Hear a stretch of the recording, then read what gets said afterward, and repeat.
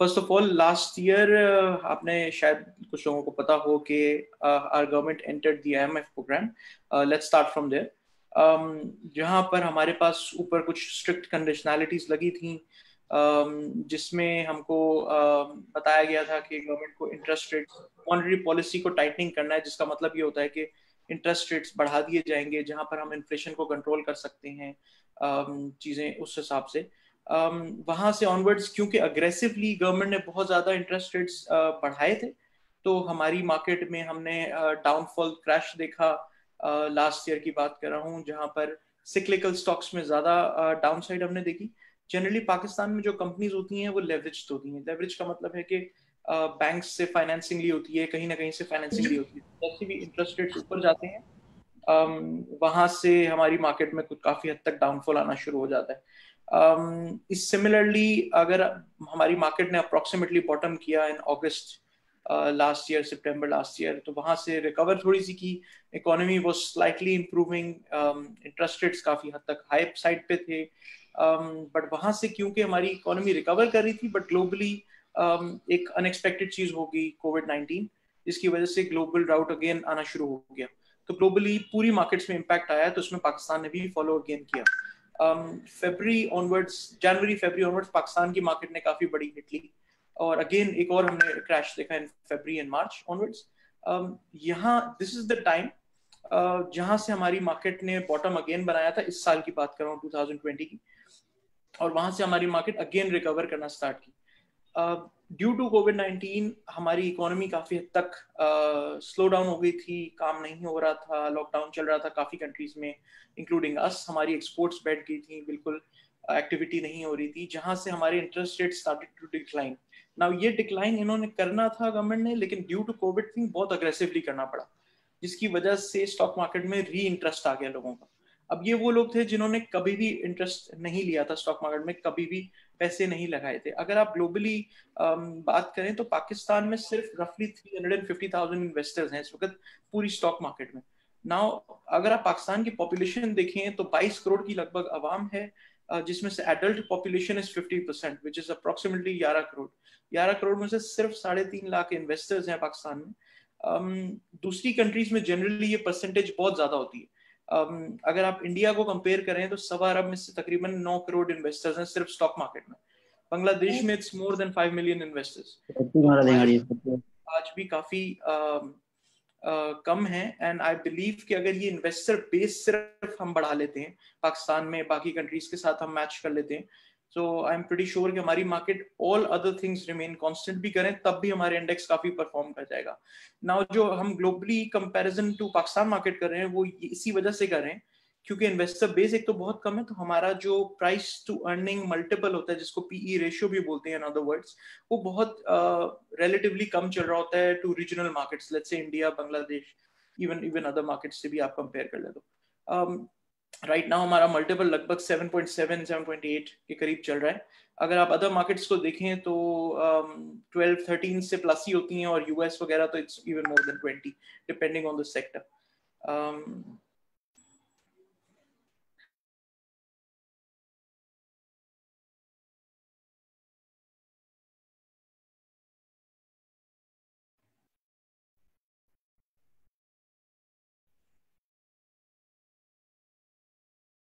Okay, so I should continue.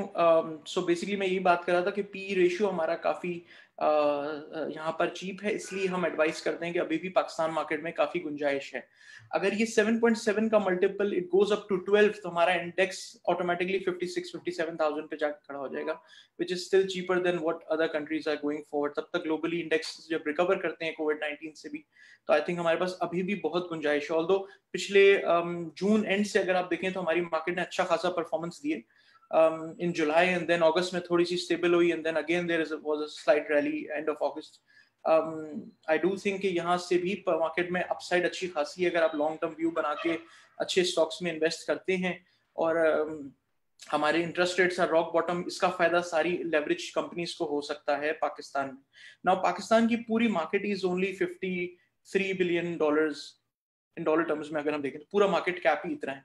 It's not a big sized Pakistan stock exchange I would say compare to other countries जहाँ की एक एक company is more than $1 trillion, अगर हम US की बात करें तो। थोड़ा सा हम सेक्टर वाइज बात करते हैं कि कौन से स्टॉक्स यहाँ से ऑनवर्ड्स बेहतर लगते हैं, यहाँ से हमको मजीद किस में इन्वेस्ट करना चाहिए, किस में नहीं करना चाहिए।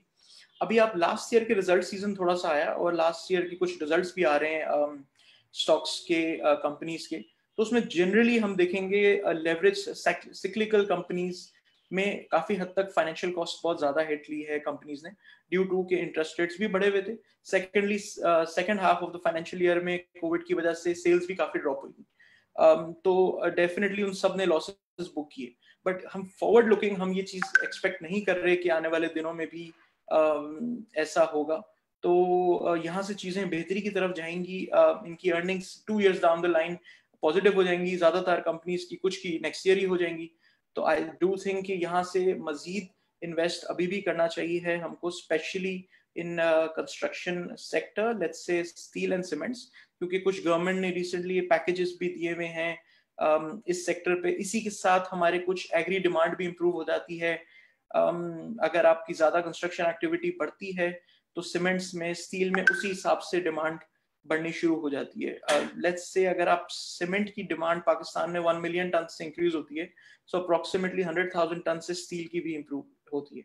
So these two sectors go along together. इसके अलावा अगर हम ऑयल स्टॉक्स की बात कर लेते हैं तो ये जनरली कोरिलेटेड है डायरेक्टली इंटरनेशनल ऑयल प्राइसेस से। तो जो इंटरनेशनल ऑयल प्राइसेस हैं उसमें हमने देखा कोविड की वजह से बिल्कुल डाउनफॉल आ गया था, and went down to, well May में तो अप्रोक्सीमेटली $0 तक टच कर गए थे, but that was due to a contract. वहां से काफी हद तक रिकवर करी है, ब्रेंट $40 एंड प्लस चल रहा है। आई थिंक यहाँ से स्लोली ग्रेजुअली इंप्रूवमेंट आ सकती है लॉन्ग टर्म अगर व्यू बना के देखें तो। आई थिंक ऑयल स्टॉक्स में again it's definitely a buy call, बहुत ज्यादा अंडर वैल्यूड कंपनीज चल रही हैं हमारे पास। थोड़ा बहुत कल रिसेंटली हमने 7% डिक्लाइन देखा इंटरनेशनल ऑयल मार्केट में, तो वहां से हमको कुछ स्टॉक्स में हिट भी पड़ी, बट आई डू थिंक यहाँ से जल्दी रिकवर करके फिर से क्रूड ऑयल $40 प्लस एटलीस्ट आ जाएगा। So we do have the opportunity to invest in that as well. Although capital gain wise I would still prefer cyclical stocks, जो थोड़ी leverage companies हैं जिनकी earnings अब आना start होंगी next year onwards, क्योंकि ज़्यादातर सीमेंट और स्टील कंपनीज ने across the board expansion की हुई है।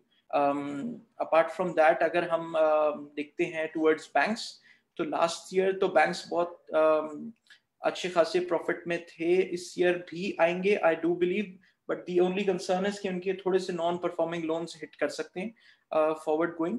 बट यहाँ से क्योंकि इंटरेस्ट रेट्स हैव बॉटम्ड आउट और आने वाले दिनों में आहिस्ता आहिस्ता इंटरेस्ट रेट थोड़े बहुत इंप्रूव होंगे, तो इनकी नेट इंटरेस्ट इनकम भी इंप्रूव होनी चाहिए। सो आई डू थिंक जो हमारे मेजर बैंक्स हैं, HBL, MCB, they should still out perform from now onwards as well, although थोड़ा सा उनकी परफॉर्मेंस हमने ऑलरेडी देखी है अपने बॉटम से मार्केट में। यहाँ से अगर हम बात करते हैं पावर कंपनीज की, तो उनका मेजर कंसर्न है सर्कुलर डेट का, जिसमें गवर्नमेंट ने काफी हद तक इनसे अब बात कर ली है और MOU भी अभी रिसेंटली साइन हुआ है पावर कंपनीज के साथ, जिसमें अगर सर्कुलर डेट को रिजॉल्व करने की बात है। इनके कुछ अग्रीमेंट्स चेंज हुए हैं, जो डॉलराइज रिटर्न्स थे उसको रुपये में इन्होंने कन्वर्ट कर दिया है।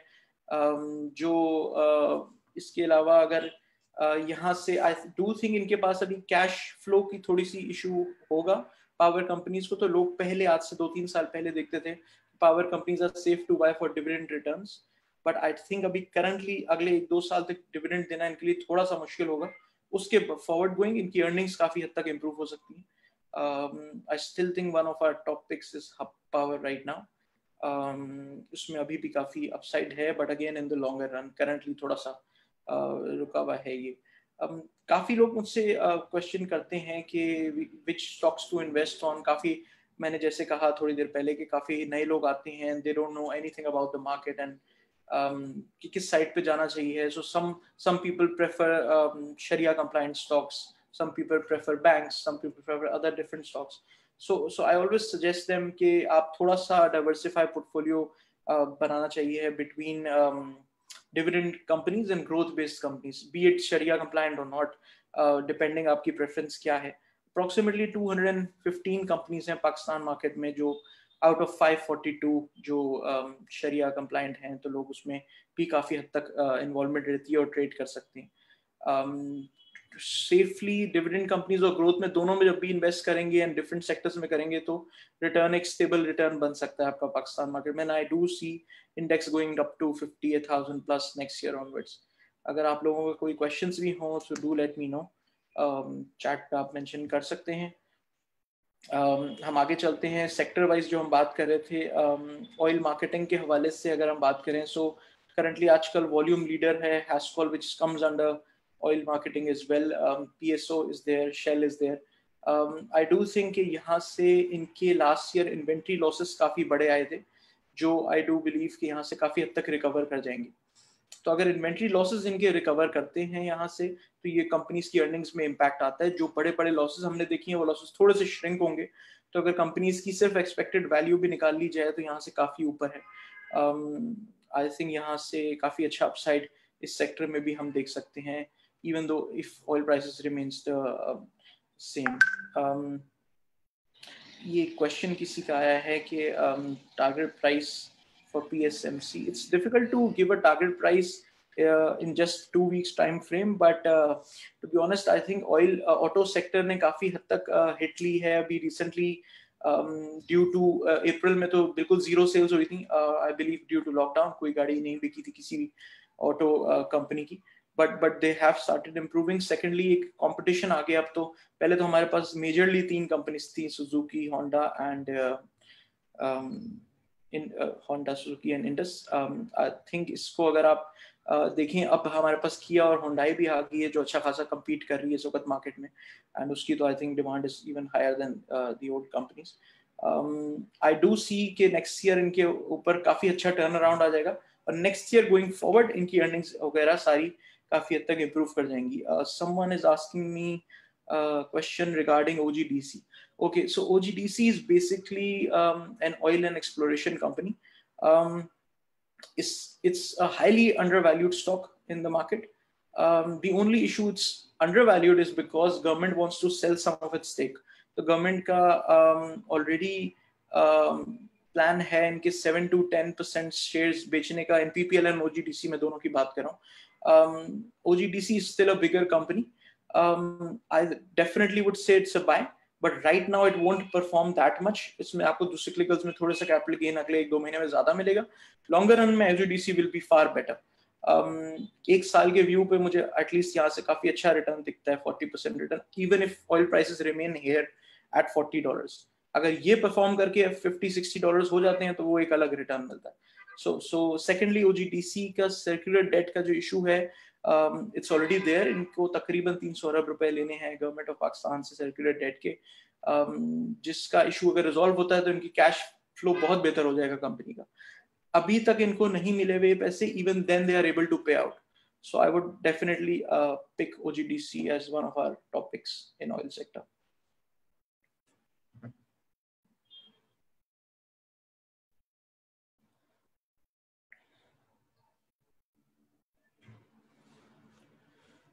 इसके अलावा हम थोड़ी सीमेंट्स की साइड पे बात कर लेते हैं।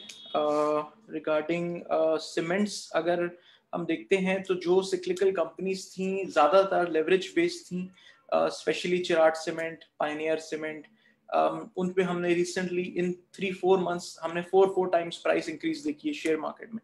Cherat cement I think went down to 25 rupees I think 8 months ago और सो, एंड उसके बाद 100 से ऊपर चल रहा है। आई थिंक 140 ट्रेड हो रहा है already. Same with Pioneer cement.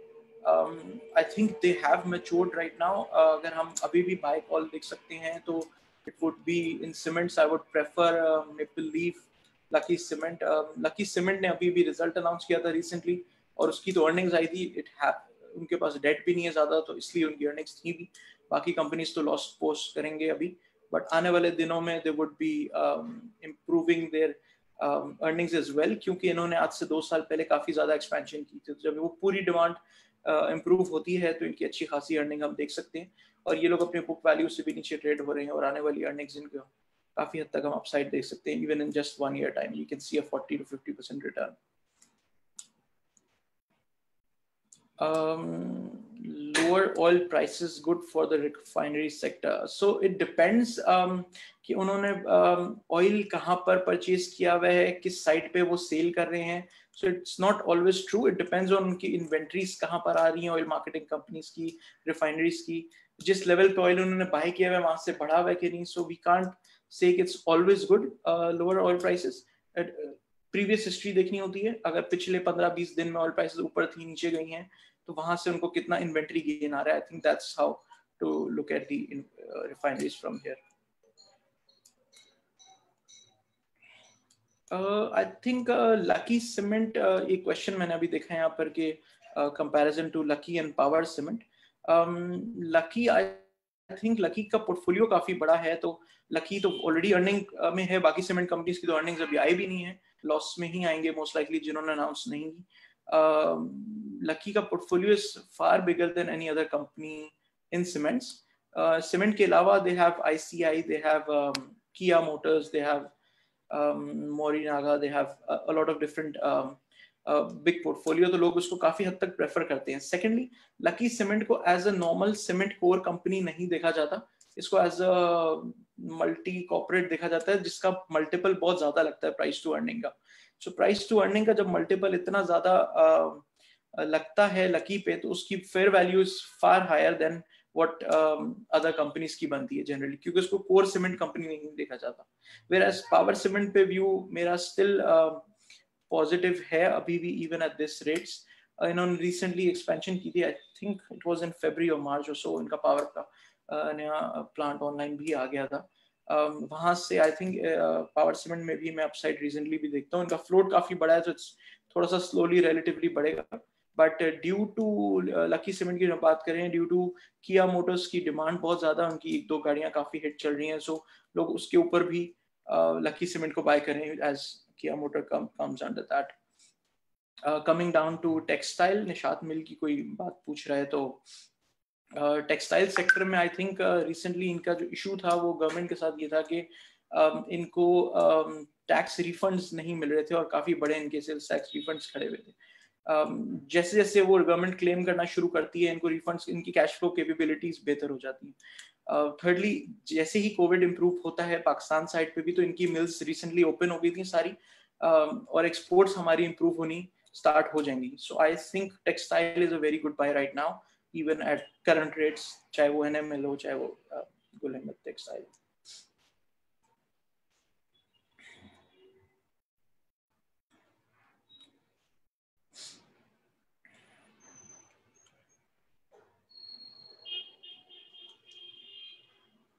Okay, there's a question, why is one of the top performing markets globally? I think it's because mainly, जैसे मैंने पहले थोड़ी देर स्टार्ट में मेंशन किया था इस बारे में, कि हमारा जो प्राइस अर्निंग रेशियो है, जिसको हम मल्टीपल भी कहते हैं, it's one of the cheapest in the world. हमारे पास इन्वेस्टर बेस बहुत कम है पाकिस्तान में आज भी, जैसे कि मैंने कहा कि बाकी कंट्रीज में काफी ज्यादा होता है, मैंने स्टार्ट में ही एक्सप्लेन किया था. अगर इसी बेस को भी सिर्फ हम बढ़ा दें तो हमारा इंडेक्स काफी हद तक बढ़ जाएगा. हमारा ये 8 का मल्टीपल 12 का हो जाएगा, इंडेक्स यहाँ से एटलीस्ट 12-15 हजार बढ़ सकता है वेरी सून, सिर्फ इन्वेस्टर बेस बढ़ाने से. ग्रोथ अलग आती है कंपनीज के अंदर.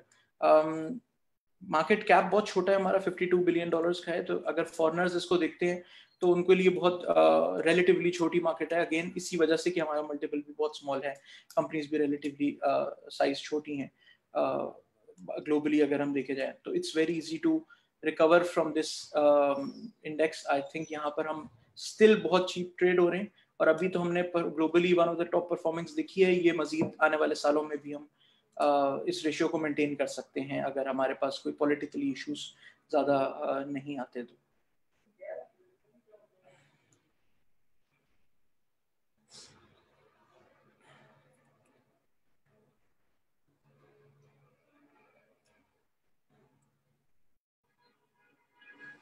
I think if there is any more questions, I can answer.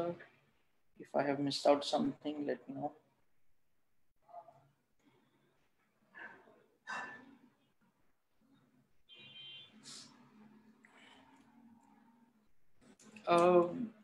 do you foresee any increase in dividend payout from the companies? So depends on the companies. जैसे मैंने अभी आपको थोड़ी देर पहले कहा कि power companies में payout की improvement इतनी जल्दी नहीं आएगी. It will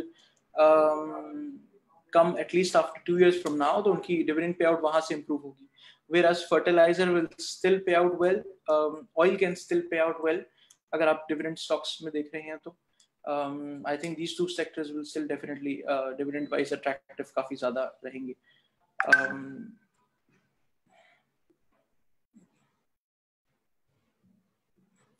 I think ये someone is asking me कि brokerage commission is same across all PSX. Not really. ICCP ने recently last December में if I'm not wrong एक commission structure announce किया था जो across the board minimum charge brokerage कर सकता है. तो वो हम भी जैसे KSB minimum charge ही करते हैं, but other brokerage houses can charge higher if they want to, not below that. So that's the minimum rate they have, they can charge. I think FFBL की कोई बात करें तो FFBL में recently इन्होंने authorized capital अपना बढ़ाया था, तो it's possible कि they will announce rights. So इस वजह से थोड़ा सा underperform कर रहा है. If they do announce rights, so of course dilution होती है earnings की, थोड़ा सा share drop होता है, rights मिलते हैं. But वैसे view काफी हद तक positive है FFBL पे भी मेरा. I'm more positive on FFC than FFBL. Capco में right now there's a question on Capco. I don't think right now मैं sell off Capco पे देख रहा हूँ. Capco की however lease expire हो रही है next year, so but it's highly undervalued stock and I can easily target that at 40-45 rupees even on safe side. उनका भी सेक्युरिटी डेट का अगेन इशू है, तो जैसे ही उनको पैसे मिलते हैं तो पे आउट वगैरह उनका भी इम्प्रूव कर सकते हैं बाद में. आगा स्टील की कोई बात कर रहा है. आई थिंक आगा स्टील में अगर अभी आईपीओ आता है, डिपेंड करता है किस वैल्यूएशन पे ट्रेड होता है, तो अभी कहना मुश्किल है. मुझे पता नहीं है कितनी वैल्यू पे ये आईपीओ लेके आ रहे हैं.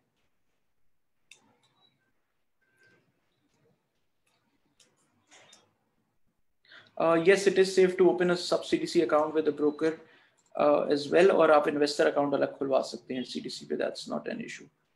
इन्वेस्टमेंट सेफ होती है क्योंकि वो आपके नाम पे होती है. पहले से कई साल पहले शायद सुना था मैंने, ऐसा नहीं होता था, बट अब जो भी ब्रोकर के पास अकाउंट खुलता है वो शेयर्स आपके नाम पे होते हैं and it still remains your even if कोई इशू होता है तो. I think that should do. Thanks very much. अगर कोई कॉन्टैक्ट करना हो तो you can always email me at hamad@ksb.com. और हम लोग आप लोग प्लीज डाउनलोड कीजिएगा हमारी application ktrade.pk. There is some question about Hum Network and Dost Steel apparently. So basically Dost Steel, I have heard they are not in operations right now. I believe इससे बेहतर stocks आपको market में available मिल जाएंगे. Secondly, regarding Hum Network, I think Hum Network में अचानक से काफी बड़ी हम रैली देख चुके हैं. So I would suggest again some other stocks to go for rather than this. I think that should do. Thank you very much. As I said, you can always email me at hamad@ksb.com और हमारे info पे contact number पे भी आप contact कर सकते हैं. हमारी customer service की team will help you opening accounts as well. Thank you. Allah Hafiz.